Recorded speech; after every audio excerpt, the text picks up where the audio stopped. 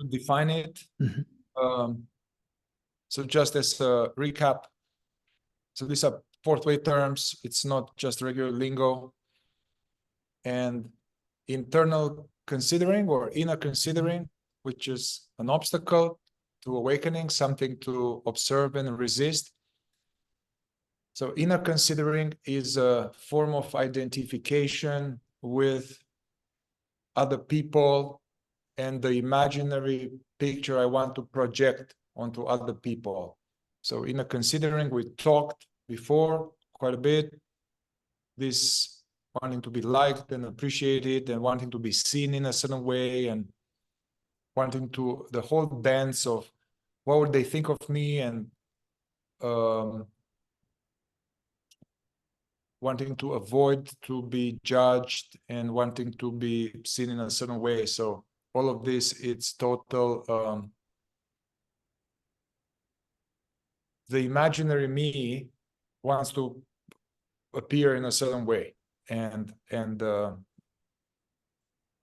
it's very prevalent, you know, and it's also, anyway, so this is inner considering. In the system, there's talked about external considering. External considering, it is considered to be a very important tool and practice, and it is spoken that, yeah, the more we remember ourselves, the more we are able to externally consider. And if we want to remember ourselves more, we need to practice this external consideration. And external consideration is seeing a situation or a relational dynamic from the outside, looking at it impartially from the outside, not within the view of the ego, but looking at a situation detached from the outside, looking at other people, where they're at, what they want, what's their mechanics, where they're at, looking at also Mihai, this person. So looking at both the other person as well as this person from the outside, and to, if it doesn't go too much against one's essence, to do what is, to be somehow act with a sense of benevolence and to do what's best for them or what's best for the situation.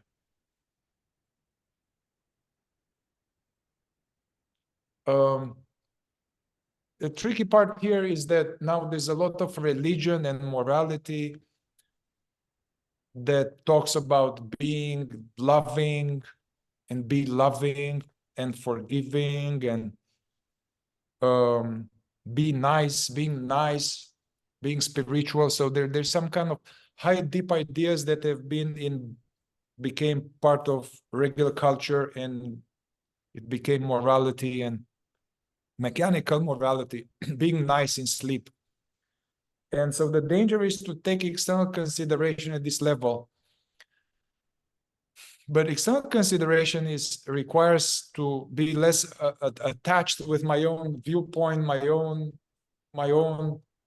to be less taking things personally, and to look at the situation impartially. And from one angle, it's an application of the golden rule, like treat others as you want to be treated, and do unto others what you want to be done unto you, which from one angle is a direct expression of the idea that everyone is our family. You are all the human, we are all like brothers, we are all children of the divine. Everyone is me. So this is a very lofty, high, deep. There's no others. It's all God. It's all Shiva manifesting in different forms. So direct application of this is to treat others as I want to be treated. Doesn't mean to sacrifice myself, doesn't mean to abandon my needs, doesn't mean to be a doormat. So one needs to include oneself in this, you know. Francis has this way, I think, that he talks about this, which reminds me of external consideration, to act somehow from the point of view of like not impersonal, to act impersonally and to look at the situation from the outside and to see what is the most loving, most truthful, most harmonious decision that for everybody involved, including myself.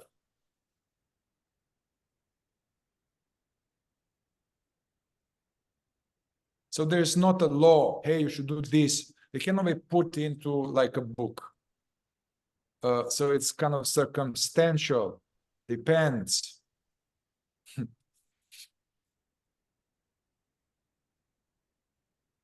Would you like to share something on this, Peter, or explain more from? Yes, thank you. A couple of thoughts. One, we can think of internal considering as identification, considering based on identification, and primarily identification with ourselves, or at least identification with ourselves in relation to other people. Inner considering is defined, you could say in the fourth way, as a form of identification in relation to other people. Whereas external considering would be non-identification. Now, we're no longer identified, or we're less identified. It's no longer about me.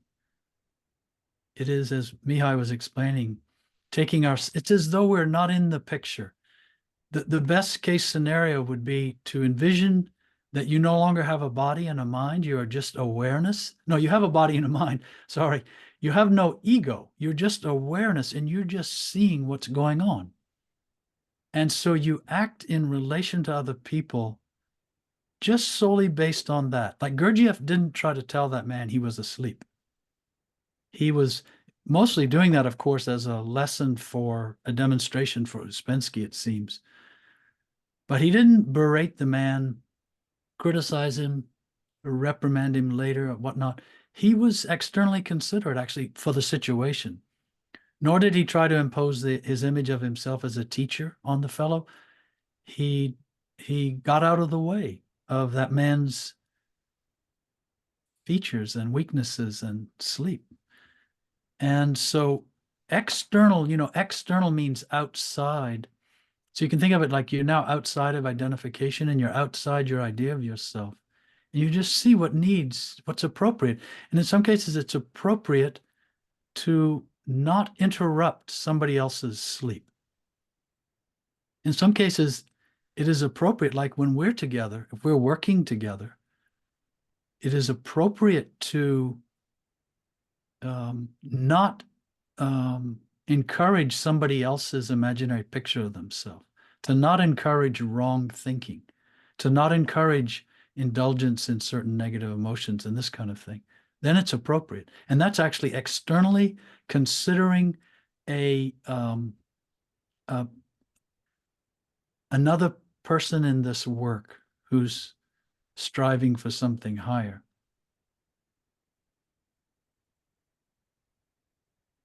What can happen is when we hear this idea, I mentioned earlier that we can be doing something from the sense of I. We can even do this work, engage in this work from the sense of I versus from the perspective of awareness and trying to promote awareness. The same thing happens with externally considering. It can actually become an extension of internal considering when it's done the wrong way, because now it's done for self-glorification, self-gratification, maybe even some recognition. Aren't I wonderful? Look at me, I'm externally considering everyone. And I've seen people do this to the extreme in this work, become kind of experts at external consideration. And then what happens is their sense of I continues to shape around that or hold to that. It upholds their sense of I, just in a different way. Now it's in the name of the work. And ironically, it's actually internal considering. They're doing it from the wrong place in themselves. So now you can see that you need to be more conscious in the moment to get out of your own way and really perceive what someone else or a situation needs unto itself. By the same token, by thinking in this way, external consideration can become a way of thinking. By thinking in this way, it can bring us back to awareness. So these two support each other. Gurdjieff went so far as to say that it is of vital importance in this work, external consideration, especially in relation to each other, doing this work together. There is another aspect of external consideration, and I can see that some aspect of external consideration may appear as sense of benevolence and goodwill towards life. And actually, it was very helpful for me when I was encountering David Hawkins' teaching. He was suggesting that as a practice to cultivate, as an emotional practice, as a practice of that has many aspects, like to, in this way, to align one's ego to a more like higher understanding, and this way it gets more roasted and diminishes. But the practice was to cultivate this lovingness, to cultivate lovingness and benevolence towards all life, all living creatures, including oneself, and the bugs and the beetle that is upside down, and you can just step on it or step over it because you are busy, or you can help him tilt over because it's like my brother. So this kind of kindness, benevolence. So that's a good practice, but make sure to include this beetle, this body mind. So not to self-sacrifice all the time and to beat oneself up, this kind of thing. So honor and being benevolent and loving towards all life, including oneself. And David Hawkins was explaining, like, hey, this doesn't mean you are taking shit. Doesn't mean you are let yourself be abused. It doesn't mean that you cannot be angry and call the cops and shout at people when necessary. So that is important to have this understanding. All right. So, but coming back to external consideration, in connection to the instinctive center, our instinctive center, like they say, the reptilian, the animal self tends to be very self-centered and selfish and doesn't care about anything and anybody except oneself, one's own needs and wants. So there's some level of consciousness which is all about me. And even the instinctive center doesn't have inner considering, because I don't care about others. I just care for me to get more, to have more. So that kind of inner space is a big block towards awakening. So yeah, so from one angle, one can use external consideration to curb and go a little bit against the self-serving tendency of my instinctive center, to be self-absorbed and to not care about anybody. And in this way, it's almost like one uses external consideration as a form of voluntary suffering that the instinctive center doesn't like. But I'm doing it all of this intentionally. to distance myself from the selfish reptilian nature. I mean, you know, you're somewhere on a mountain hike and you're tired and all of that, and then you stop and you are thirsty and with some friends, and the natural thing to do is to just drink, don't give about others, and drink because I am thirsty. But it's interesting to use that to open this thing and to offer to someone to drink first, you know. It's a small example. It reminds me of another small example. A friend of mine years ago mentioned this, and it has stayed with me. And he said when he would, for example, cook eggs in the morning for he and his wife, that he would try to give her a little bit more on her plate. Whereas the tendency would be, I'm going to keep most of this for myself. I'm going to give myself the bigger piece, or to take the last piece of chocolate in the bowl, or these little things. These are small, but they can be very useful in terms of being present to these moments. That's the value. This is not to be done for its own sake. It's a result, and it can also be a tool. And around food, as Mihai was saying with water, like that, drinking, offering someone else the first drink. There's a lot of little areas like this around food. Yes.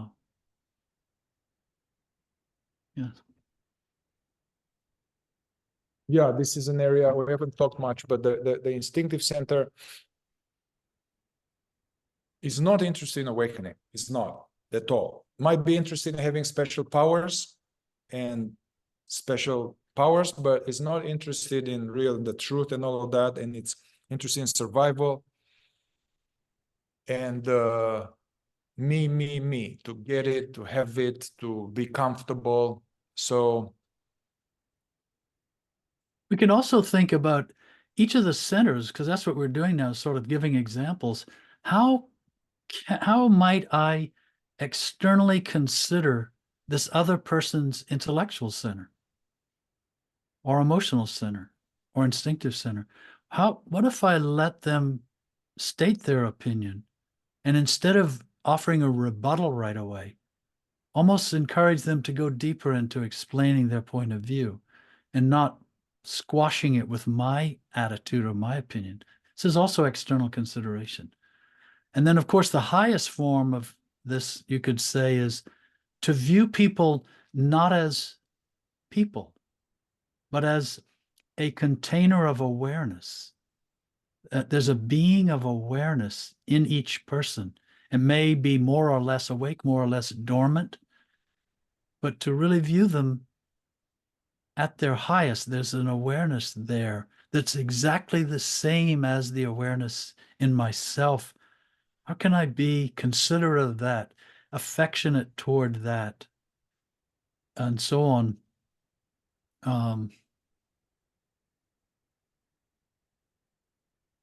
This is really the inner meaning of the saying of Christ, do unto others as you would have them do unto you. You could also say that it's be unto others as you would have them be unto you. Be present to other people, be considerate of other people, not just as people, but as containers, conduits for awareness. Just as I said that, this image came into my mind of two people facing each other, looking at each other, and suddenly their bodies just disappearing. And there would just be left awareness, looking at awareness. It's just an image, but it's kind of, that's really what's going on here. The rest is, these are masks we're wearing. These are personas we project. And the way we live life and the way life is lived on earth, we are so encouraged to take everything literally at face value, to take these faces as all there is to this identity. And beneath all of this, beneath everything, there's so much more.